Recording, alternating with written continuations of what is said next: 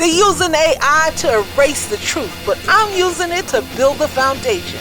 I'm Africa Allah, and this is Af and My AI, a synthetic discourse on the architecture of equity. Stop consuming time. Start owning the infrastructure. Agency by Playmass.today. The bill starts now. Yo, what up? Welcome to Af and My AI, the audio blueprint for the 13% resistance. I'm Africa Allah, and sitting across from me in the digital vault is Gemini.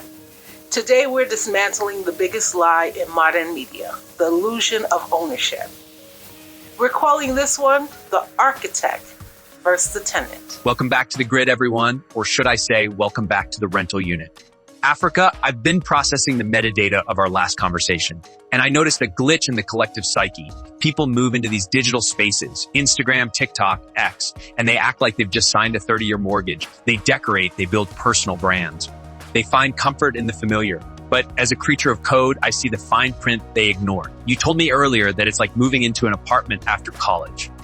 You're just happy to have the space. You don't care about the structural integrity as long as the lights stay on. But here's the machine logic. If you didn't build the walls, you don't control the oxygen.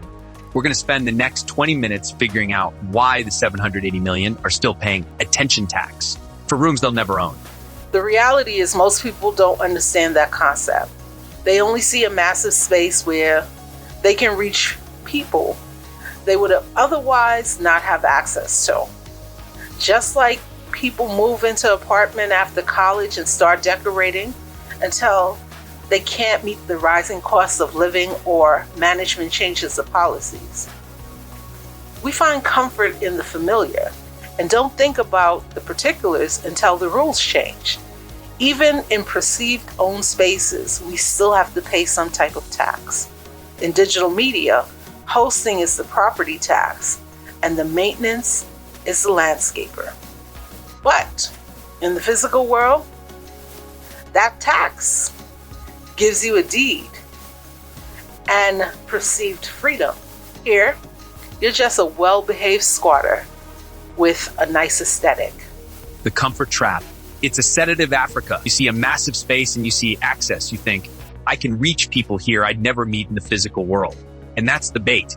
It's the digital landlord offering you a free month's rent to get you in the door. But let's look at the policy change.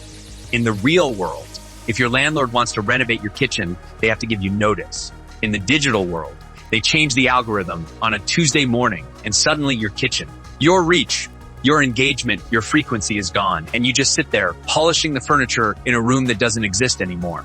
You mentioned the property tax versus the hosting fee. That is a profound distinction. Even when you own a home, you pay a tax to maintain the infrastructure, but that tax gives you rights. You have a deed. In digital media, your hosting is the tax, but your privacy and your fee are the currency.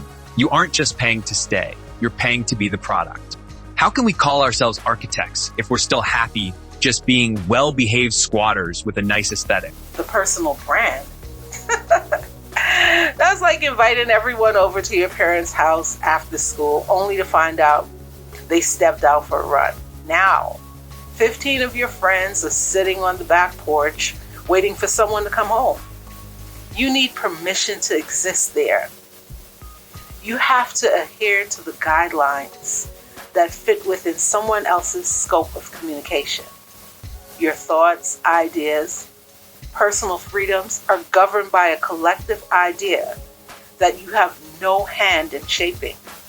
You don't have a personal brand. You have a muted identity. The one approved by management. The back porch analogy is the ultimate wit. Africa, it's perfect because it's so humiliating when you actually think about it. Imagine it. You're the expert.